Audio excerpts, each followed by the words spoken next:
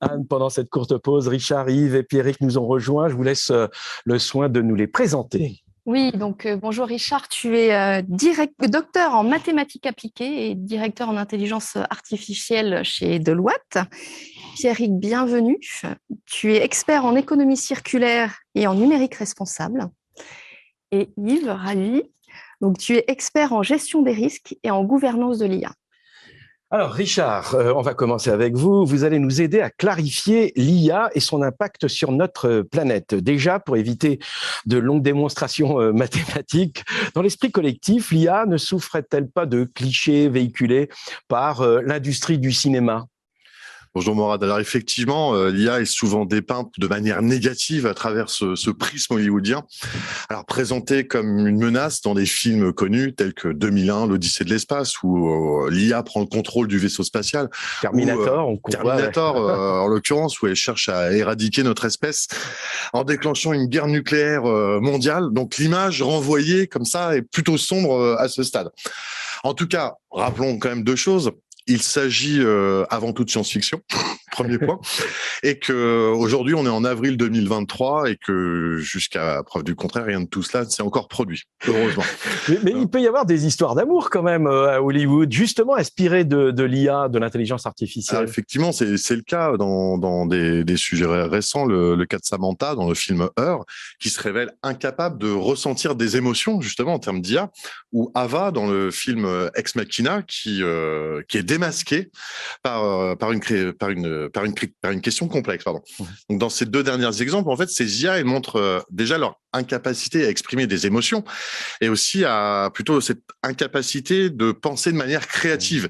Et c'est bien là une des limites qu'a perçu la science-fiction sur l'IA. C'est à la limite ce qui nous est propre à l'humanité, c'est notre créativité et notre capacité à penser vraiment hors de la boîte. Alors, gardons un petit peu d'espoir à travers l'IA. Et puis, retenons peut-être l'exemple du film Wall-E, un petit robot qui est en admiration sur notre planète et qui entreprend de la sauver, alors que l'humanité, justement, l'a négligé. Donc, après tout, est-ce que si ce n'était pas l'IA qui viendrait sauver notre planète ? Alors ça, c'est un exemple très positif, hein. Mais c'est vrai que la machine hollywoodienne a tendance un tout petit peu à déformer l'image. Alors, justement, pour l'IA, comment on peut démystifier justement l'IA ?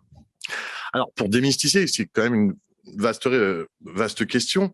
Démystifier, il faudrait le faire en 3 temps. D'abord, comprendre ce qu'est l'IA pour l'expérimenter, user, l'appréhender et encore mieux pour en saisir toutes ses limites. En ce qui concerne la compréhension de l'IA, je prendrai l'exemple d'une start-up brésilienne, AgroSmart, qui permet aux agriculteurs d'optimiser en fait l'irrigation de leur culture. Alors, sur une base technologique, le cloud, justement, AgroSmart va stocker une grande quantité d'informations, donc des données sur la qualité des sols, les données météo, des données satellitaires, d'hydrométrie. Et toutes ces données vont être utilisées pour entraîner, on parle d'entraînement d'algorithmes mathématiques, statistiques, qui vont justement permettre aux agriculteurs d'optimiser leur schéma d'irrigation, donc concrètement déterminer quand et combien d'eau appliquer à ces cultures. Donc là, en fait, comprendre l'IA déjà dans ce premier point, c'est bien comprendre cet écosystème de technologies, de données structurées, non structurées, des images, et bien sûr, troisième pendant, la partie algorithmie, et qui, appliquée dans le cadre d'une démarche spécifique, rigoureuse, scientifique, j'oserais dire, va permettre de maîtriser la consommation d'eau en agriculture. Mais c'est quand même important qu'il y ait toujours un expert, qu'il y ait un homme, une intelligence humaine, hein. Ça fait justement partie d'avoir un regard, je dirais, expert à travers l'expérimentation qu'il faut avoir à travers l'IA. Pour décrire l'IA, en fait, il y a multiples types de définitions. Simplement, pour les comprendre dans notre sujet, l'exemple qu'on vient de voir, c'est l'exemple type du machine learning qui, j'ai plein de données et à des fins exploratoires et prédictives, bien, j'arrive à prédire la consommation d'eau. Mais il y en a beaucoup d'autres. Il y a ce qu'on appelle le NLP, le traitement du langage naturel, ou texte, tout simplement. Et je prendrai l'exemple dans ce cas de figure de la start-up Climatix, qui s'entraîne, elle aussi, à partir de plein de données textuelles, donc que ce soit des données de texte liées au climat, bien entendu, des publications scientifiques, voire même de l'information issue des médias sociaux, et qui va vous permettre de vous recommander en fait des actions personnalisées, alors telles que tout simplement réparer votre fenêtre ou installer des thermostats intelligents. Un autre exemple, le computer vision, parmi tant d'autres, donc plutôt la vision, une société qui peut s'illustrer, qui s'appelle Wildtrack, qui permet de suivre les mouvements d'espèces en danger, comme le rhinocéros noir ou le léopard des Il y en a neiges, tellement, hélas. à partir justement de ces vidéos, de ces images et le tracé d'empreintes. Enfin, un autre exemple d'IA, pour bien comprendre ces types, la partie robotique, on peut prendre l'exemple du robot de Blue River Technology qui permet d'effectuer différentes tâches agricoles qui étaient assez lourdes, à savoir la plantation, la récolte, le désherbage. Eh bien, utiliser en fait ce robot, il a été prouvé que ça réduit considérablement l'usage de quantité de pesticides et permettait d'améliorer la qualité des récoltes. Donc voilà, dans l'ensemble, comprendre, expérimenter, mais mieux connaître les limites. Et les limites de l'IA, on l'a déjà entreaperçu à travers nos exemples cinématographiques. Donc l'absence de l'IA, en fait, est nulle en termes de pensée critique, heureusement. Elle est encore incapable de prendre des décisions dans des situations imprévues. Tout simplement parce qu'elle n'a jamais été entraînée sur ces situations. C'est ce qui nous reste encore notre côté humain. Je prendrais l'exemple, une IA qui serait entraînée à ne détecter que des tumeurs, par exemple. En fait, tout simplement. Tumeurs cancéreuses. Cancéreuses, par exemple. Elle serait uniquement incapable de détecter d'autres pathologies en jonction. Donc, le médecin a encore de longues années derrière lui. Et, devant lui. Devant lui, pardon. Devant lui. Lapsus. En fait, tout ça pour dire qu'il y a, donc, en tout cas, incapable. Le point important, c'est que l'IA serait quand même bien incapable aussi de prendre des décisions basées sur des critères moraux et éthiques. Et ça devient vraiment notre sujet, ce qui nous concerne. Critères moraux éthiques, comme le ferait l'être humain ou plutôt un ensemble de personnes expertes, légitimes pour prendre ces décisions. Et en somme, pour conclure, on serait encore très loin d'une IA générale, pas générative, qui serait capable de généraliser, d'apprendre de manière complètement autonome en dehors de son domaine d'expertise, d'entraînement, pour faire face à des situations inconnues. Et c'est bien là où est l'enjeu de notre intelligence à nous, humaine, notre intelligence collective, dont nous avons besoin pour adresser nos enjeux climatiques. Et alors, justement, je m'adresse à Yves. L'intelligence artificielle va probablement changer ou entraîner des changements de rôle sur la chaîne de valeur au global, en remplaçant l'homme sur certaines tâches à faible valeur ajoutée. Est-ce que cela va entraîner des remplacements au niveau des emplois ? Pour répondre, Anne, une petite anecdote. Vous savez, j'ai démarré dans le conseil il y a plus de 10 ans maintenant. À l'époque, il me fallait à peu près une demi-journée par mois pour traiter un certain nombre de tâches administratives, dont la saisie de mes notes de frais. Aujourd'hui, je les prends en photo, l'outil les analyse, les interprète et les saisit automatiquement dans le système de gestion. Ça me prend 20 minutes par mois. C'est tout. Donc, effectivement, l'IA va nous remplacer, va nous délester d'un certain nombre de tâches que je considère à faible valeur ajoutée et répétitive, on ne prend pas plaisir à les faire. Et ce temps qui va être dégagé, je pense qu'on va pouvoir l'allouer sur des responsabilités beaucoup plus intéressantes et valorisantes pour nous. C'est le premier point. Ensuite, je pense qu'il faut... donc, en fait, finalement, on va entrer dans une ère où la collaboration entre l'homme et l'IA sera beaucoup plus forte et ce sera pour le bénéfice des travailleurs. Ensuite, il faut noter que l'ère de l'IA, comme toute révolution, va générer de nouvelles compétences et donc va entraîner la création de nouveaux emplois. Finalement, l'enjeu pour nos sociétés, c'est accompagner toute la population dans cette transition, pour être certain qu'il n'y ait pas de laisser pour compte de cette nouvelle technologie, finalement. Alors justement, vous dites quand même que c'est peut-être une valeur ajoutée pour l'emploi de demain, puisqu'on aura une vraie valeur ajoutée. Il y a quand même d'autres risques liés à l'intelligence artificielle, Yves. Effectivement, il y a des risques. Je vais vous faire une réponse un peu magistrale. Si vous voulez, si je me place du point de vue de l'entreprise, on va distinguer traditionnellement 3 types de risques. Le risque financier, investir dans l'IA coûte de l'argent et généralement on est à la recherche d'un retour sur investissement qui peut ou pas ne se réaliser. Le deuxième risque, c'est le risque opérationnel. Aujourd'hui, les entreprises sont encore réticentes à confier des processus clés de leur activité à l'IA parce que si l'IA fonctionne mal, ça met à mal un pan entier de leur activité. Ensuite, nous avons évidemment le risque réputationnel. Vous avez vu de nombreux exemples dans la presse où une IA mal employée sur des domaines, par exemple, comme le recrutement, l'accès au crédit, peut avoir des impacts complètement négatifs. Donc ça, ce sont les risques traditionnels. Maintenant, si je sors du cadre de la seule entreprise et que je me mets à un niveau beaucoup plus général, c'est-à-dire l'humain, en réalité, on va distinguer 4 types de risques. Le premier, c'est le risque social. On sait aujourd'hui que l'IA, mal maîtrisée, va avoir des impacts considérables et peut accroître les inégalités entre les individus, entre les régions du monde. C'est le risque social. Ensuite, on a évidemment le risque d'impact. Utiliser l'IA là où on n'en a pas besoin, finalement, c'est inutile, ça a un coût. Donc, c'est ce qu'on appelle le risque d'impact. Ensuite, on a le risque technologique. On l'abordera peut-être un peu plus tard, oui. Mais comme le numérique, l'IA a une empreinte carbone. Donc, il y a un véritable enjeu à rationaliser cet usage de l'IA. Et enfin, le risque environnemental. Évidemment, aujourd'hui, on a démontré que l'IA peut être utilisée pour promouvoir des activités qui vont avoir une pression importante sur les ressources naturelles. Donc, voilà les principaux types de risques. Donc, l'enjeu sera de gérer ces différents risques. Et alors, Richard, selon toi, quelle serait la source des risques que l'on vient d'évoquer? Est-ce que finalement, l'objectivité des algorithmes est garantie ou pas? Alors déjà, aussi je contournerai la question, est-ce qu'un seul être humain est la garantie de l'objectivité? Ça aussi, nous sommes tous subjectifs, c'est clair. Voilà. Ça pour dire qu'on est quand même individuellement, en fait, nous sommes des êtres partiaux avec nos émotions et surtout nos biais. Et c'est bien la question du biais qui induit les risques. Donc, de la même manière, un algorithme, il est conçu pour résoudre une tâche spécifique, il est partial. L'utiliser dans un contexte complètement différent de ceux pour lesquels il a été entraîné, eh bien, peut entraîner, bien sûr, une série de risques comme ceux qu'évoquais précédemment, parce que ce contexte d'entraînement est spécifique. Donc, on parle bien de biais. Et alors, l'IA en termes d'IA, il y a toute une flopée, je dirais, de typologies de biais très spécifiques. Donc, ça implique un niveau d'expertise sur toute sa chaîne de valeur, mais pour les synthétiser, enfin principalement deux principaux, ceux liés aux données utilisées pour les entraîner et ceux liés en fait aux propriétés des algorithmes eux-mêmes.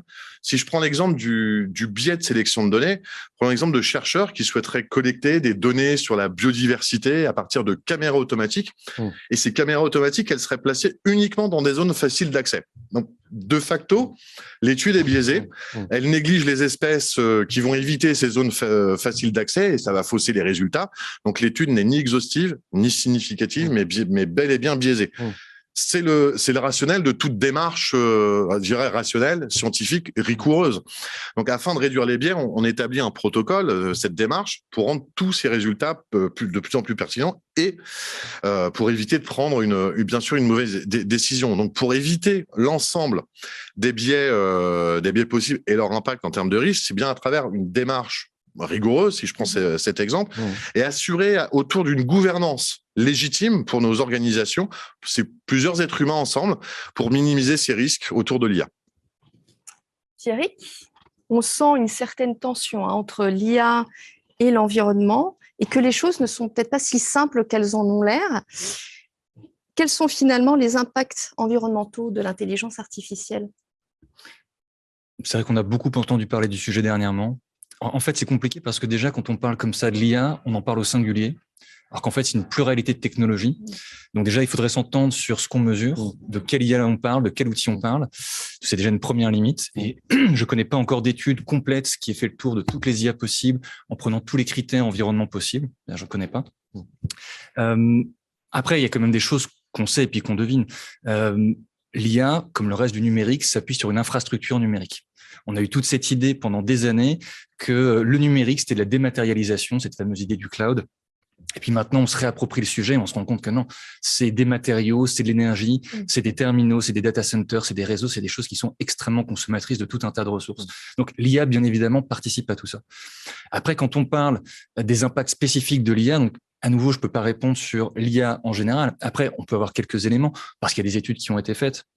Je pense notamment à une étude qui a été pas mal relayée, qui parle d'un type particulier qu'on appelle le transformer. Un transformer, c'est pas uniquement un robot qui se transforme en camion, etc. Ça l'est aussi, mais c'est aussi un modèle particulier de deep learning qui est utilisé, Richard l'évoquait, dans le traitement automatique du langage.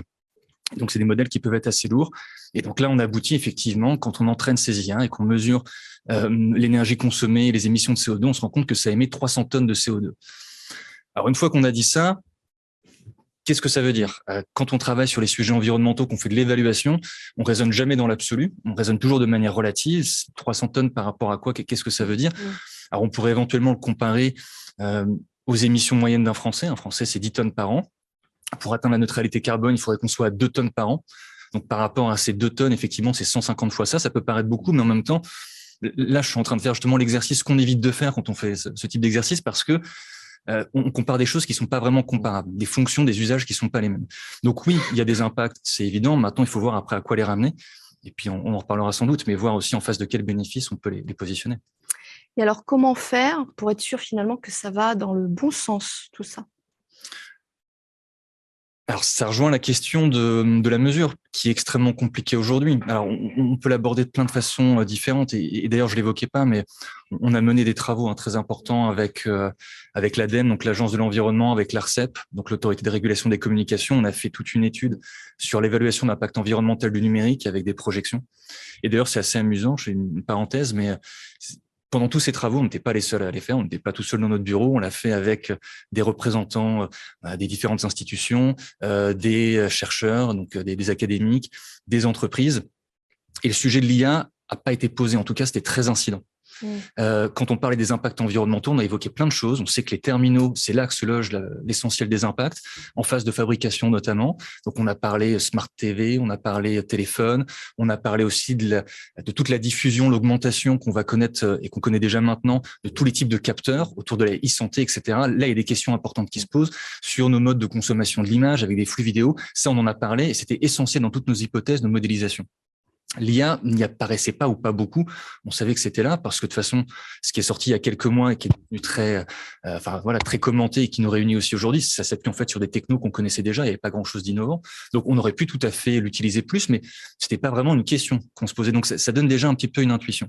Et donc, pour aller au bout de la question et fort de tout ça, ce dont on se rend compte, c'est que on a quand même des difficultés et des limites en termes de mesures. Le GIEC, d'ailleurs, l'a rappelé dans son tout dernier rapport. Donc, il faut être très prudent à chaque fois qu'on fait des annonces sur le sujet. Mais je pense que là, on a besoin de se renforcer quand même très fortement.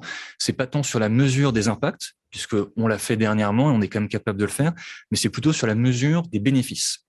C'est-à-dire qu'au bout d'un moment, pour guider l'action des entreprises, l'action publique, il faut être quand même capable de comparer des choses qui sont comparables. Donc, typiquement pas comme je le faisais tout à l'heure. Il y a des modèles et des méthodes pour le faire.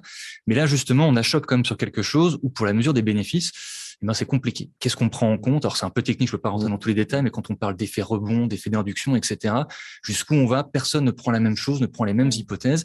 Et donc là, il y a quand même une espèce de zone grise.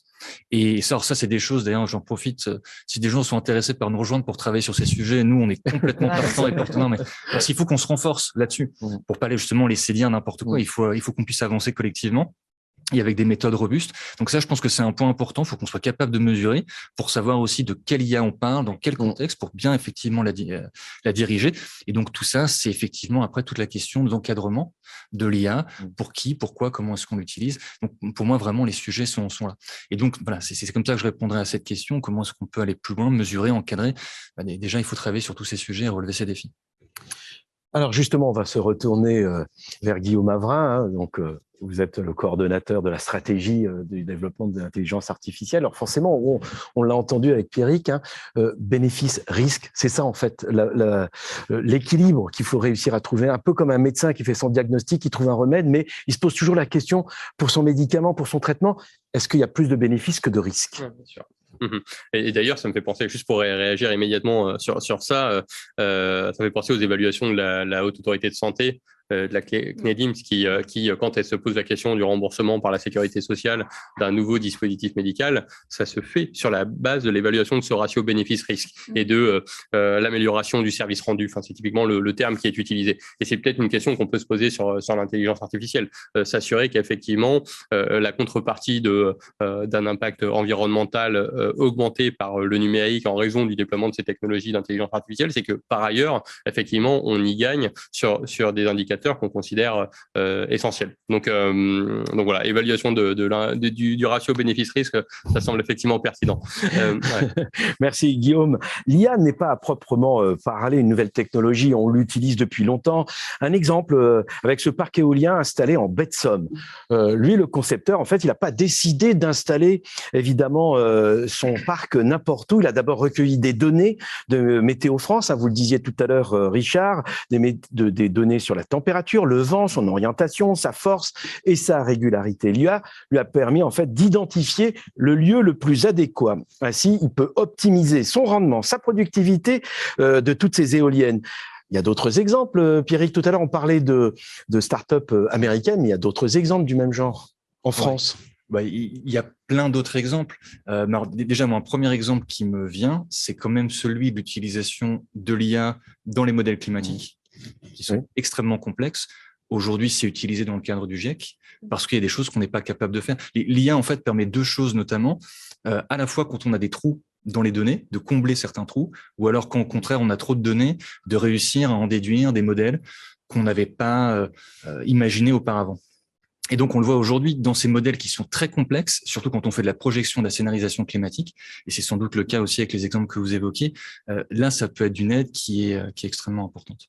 Alors justement, pendant qu'on préparait cette émission, il y a quelque chose qui m'a vraiment interpellé parce que je trouvais ça vraiment très intéressant. Si par exemple, à un moment ou à un autre, j'oublie un des éléments, une des préconisations du GIEC, ce qui est formidable, c'est qu'il existe une start-up, enfin une IA, qui peut me répondre directement, mieux que les systèmes de recherche qui existent aujourd'hui. C'est tout à fait. C'est Climate Q&A. Et c'est bien parce qu'effectivement, c'est français, donc on peut le dire aussi. Voilà.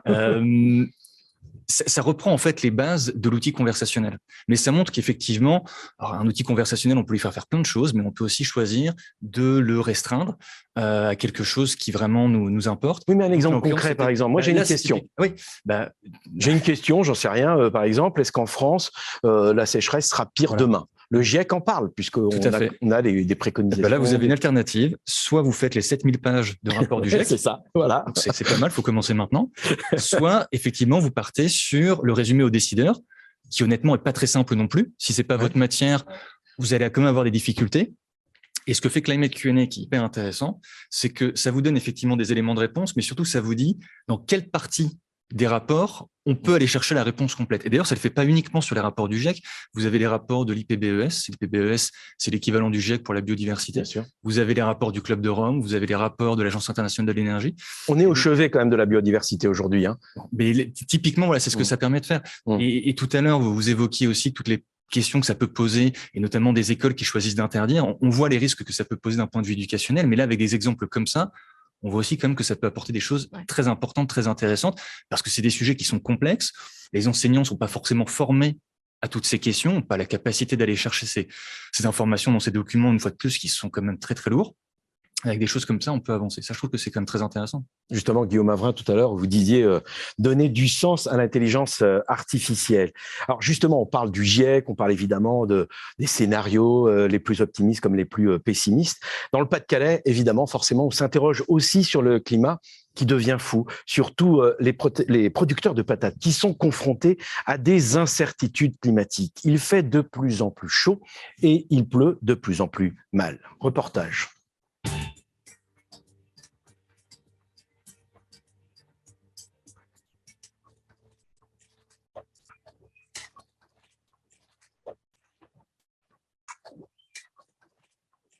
C'est une catastrophe, regardez, on sait plus, on peut plus rien faire, c'est foutu, c'est foutu.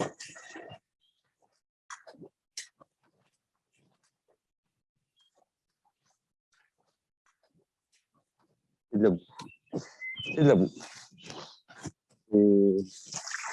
C'est plus récolte perdue, c'est fini. Il faut à peu près 48 heures la pomme de terre dans l'eau pour pourrir. Donc ça va partir en décomposition.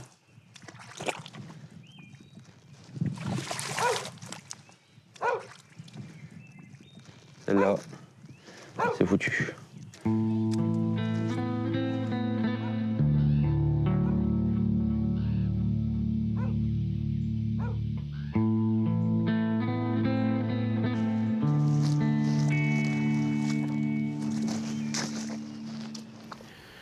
Alors Pierrick, des drames comme celui-ci malheureusement vont se multiplier en France, puisqu'on a parfaitement entendu le message du GIEC. Alors à votre avis, est-ce que l'IA peut aider ce producteur de pommes de terre justement à mieux s'adapter ? Ça rejoint aussi en partie la question précédente. On le voit avec tout ce qui est prospective climatique. Très clairement, l'IA a un rôle à jouer parce que c'est des modèles complexes. Et donc, anticiper, se préparer à ce type d'événement, mettre en place des solutions de remédiation pour changer de culture, par exemple. Ça, c'est des choses pour lesquelles l'IA peut nous aider. Et puis, on peut aussi réfléchir différemment. Et c'est des choses que typiquement, nous, on fait, auxquelles on réfléchit beaucoup. C'est effectivement accompagner toutes les chaînes de valeur. Là, on le voit sur un point donné. C'est effectivement le récoltant de pommes de terre. On peut aussi avoir, nous, des clients ou accompagner en tout cas des entreprises qui sont plutôt en bout de chaîne, qui mettent des produits sur le marché et donc qui s'interrogent sur ce type de risque tout le long de leur chaîne de valeur. Là, est-ce qu'on aura des pommes de terre pour faire des frites ? Par exemple, ça peut être tout à fait ça. Et donc là, toute l'idée, ça va être de se trouver au carrefour à la fois d'indicateurs environnementaux, sociaux, géopolitiques aussi, parce que tout ça s'entremêle et puis s'exacerbe en quelque sorte. Et donc, c'est des choses qu'on fait déjà depuis des années. C'est des modèles qui sont complexes. Et là, on se rend compte que l'IA, ça peut être quand même d'une aide très, très forte. Encore une fois, notamment sur des scénarios prospectifs, pour imaginer l'entrelac un petit peu de tous ces sujets, la façon dont ils peuvent se communiquer les uns les autres et comment les risques peuvent évoluer. Et ça sert à quelque chose, ça sert à anticiper les situations et à pouvoir agir dès maintenant. Agir effectivement en accompagnant les différents fournisseurs sur sa chaîne de valeur, en transformant des modèles, en transformant l'activité. Donc ça, on peut le faire. Et là, je pense que l'IA vraiment peut nous booster. Merci Pierrick. Aujourd'hui, il faut dire que des milliers d'entreprises françaises utilisent l'IA pour améliorer leurs activités. Là où il fallait des journées entières pour un humain, l'intelligence artificielle peut mettre 1 heure seulement. Un exemple concret, justement avec une start-up française, SGEVT. Elle est à Toulouse. Elle utilise des images satellites pour repérer, entre autres, des décharges sauvages.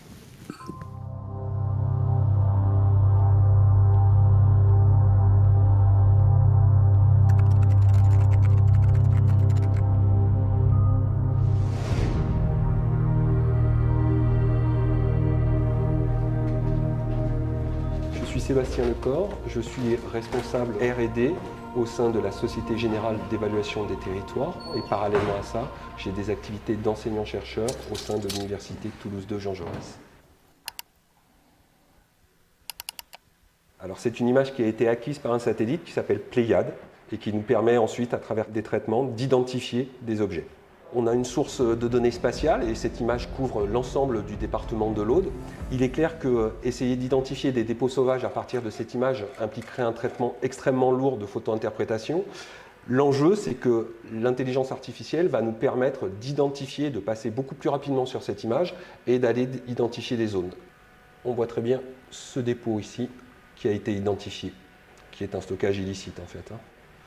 Le dépôt est situé juste à proximité d'une rivière, mais en plus, au-delà de ces eaux de surface, on a aussi une nappe phréatique, ici en sous-sol, qui est juste à la verticale de ce dépôt-là. Donc on a un enjeu au regard de la ressource en eau. On a aussi la possibilité de calculer des zones inondables, ce que l'on voit apparaître ici, et on voit là encore qu'on a un enjeu fort, puisque en cas de pluie intense, les dépôts qui sont ici vont être amenés par ruissellement directement dans la rivière. Si le traitement avait dû être fait de façon intégralement manuelle sur une zone comme l'Aude, c'est à peu près 4 à 5 jours de travail.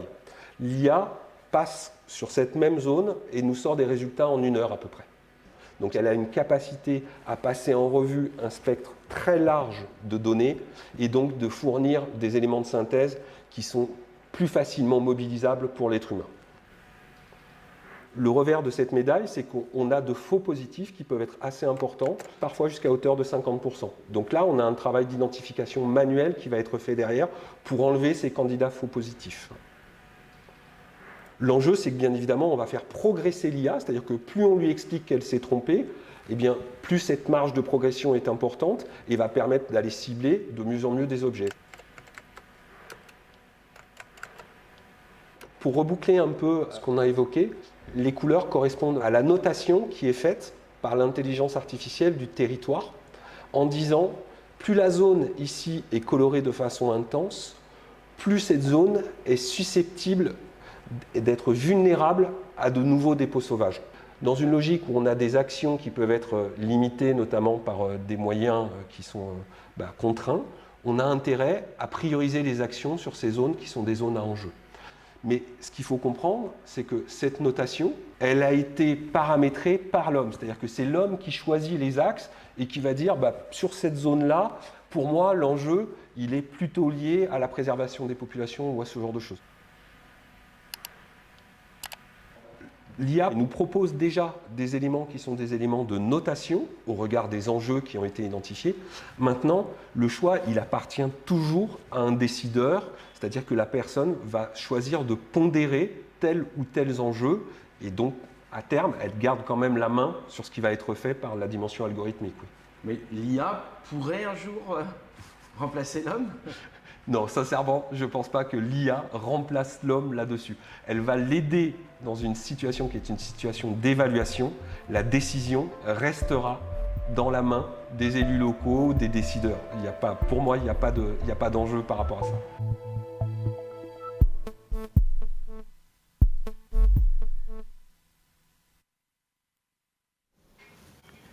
Belle illustration de l'alliance entre le cerveau humain et l'intelligence artificielle. Alors Guillaume Avrin, il y a beaucoup d'entreprises comme celle-ci, ces startups qui se développent justement autour de ces questions qui sont très importantes, on le voit bien. Il y en a, on voudrait qu'il y en ait beaucoup plus. Et il s'avère que justement dans la stratégie nationale pour l'intelligence artificielle, on a lancé, il y a dans le... Justement, peut-être que tout à l'heure je pourrais vous présenter la stratégie. Justement, on va en parler, mais d'abord cette question. On a donc sur le soutien à l'offre Deep Tech, 3 axes qui ont été identifiés comme prioritaires, l'IA embarquée, l'IA confiance et l'IA frugale. Et sur la partie IA frugale, le premier dispositif qui a été mis en place, c'est un dispositif qui a vocation à déployer l'IA frugale dans les... L'IA frugale, pardon, parce que on n'a que des experts autour, mais vous pourriez juste nous dire en 2 mots ce qu'est l'IA frugale. Une IA frugale, ça va être une IA qui est peu consommatrice en énergie et peu consommatrice en données. D'accord. Donc typiquement un modèle de taille assez réduite en comparaison avec les IA génératives dont on parle beaucoup en ce moment.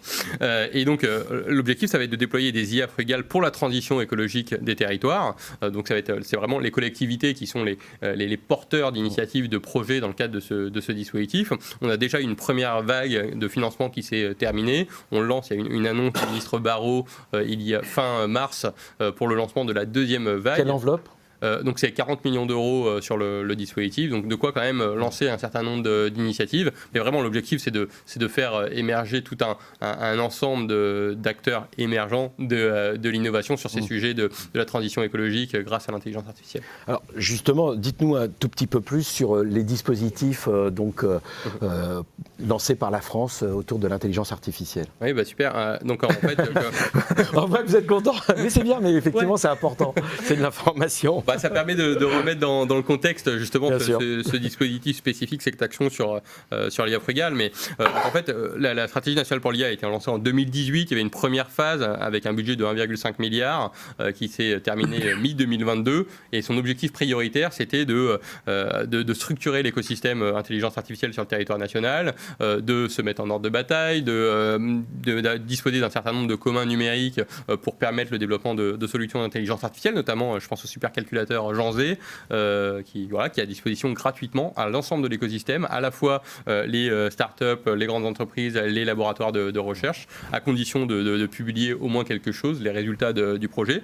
On a également financé des chaires de recherche, plus de 150 chaires de recherche, des programmes doctoraux. Donc l'idée, c'était vraiment structurer l'écosystème et maintenir et attirer les talents en France pour développer ce système d'IA. Deuxième phase, donc annoncée en novembre 2021, démarrée en mi-2022, et j'en assure la coordination depuis janvier 2023. Son objectif, c'est de diffuser l'IA dans l'économie. C'est vraiment ça son objectif prioritaire, puisque à présent, on est en ordre de bataille grâce à la première phase. L'objectif, c'est bien d'automatiser un certain nombre de tâches dont on parlait tout à l'heure par l'intelligence artificielle. Donc ça, on va utiliser l'ensemble des leviers disponibles pour atteindre cet objectif. Premier levier, la formation. On parlait du risque, parler de la liste de Yves des risques. Il y avait celui d'accompagner finalement le développement de nouvelles compétences sur l'intelligence artificielle pour accompagner les changements de métier. On a 700 millions d'euros sur un budget total de 1,5 milliard pour la deuxième phase. On a 700 millions d'euros pour la formation, avec d'une part la formation d'experts, de spécialistes de développement en IA, mais également ce qu'on appelle les IA plus X, donc tous les acteurs qui disposent d'une double compétence entre leur métier d'origine et l'intelligence artificielle, de manière à pouvoir... Pardon, mais une sensibilisation justement aux questions environnementales, aux impacts, tout à fait, toujours tout à fait, dans la formation. En tout cas, il va y avoir parmi tous les projets portés par différents établissements dans le cadre de ce dispositif, de cette action, il y a des acteurs qui se positionnent spécifiquement sur ce sujet-là. L'objectif, c'est de couvrir tous les besoins de l'intelligence artificielle, et en particulier celui de la maîtrise de l'impact environnemental de ces technologies et développer des solutions frugales.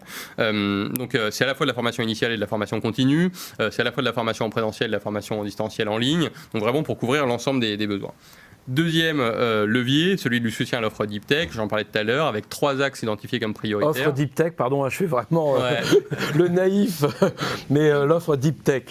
Donc c'est tous les projets pour lesquels la partie recherche amont prend énormément de temps et consommatrice en ressources, et notamment en ressources financières, de manière à arriver au produit minimum viable qui va pouvoir être commercialisé. Et donc il y a un besoin de dérisquer l'investissement, d'accompagner la stratégie de développement de ces entreprises qui sont positionnées sur le Deep Tech, et donc c'est pour ça qu'on l'inscrit dans le cadre de la stratégie nationale pour l'IA.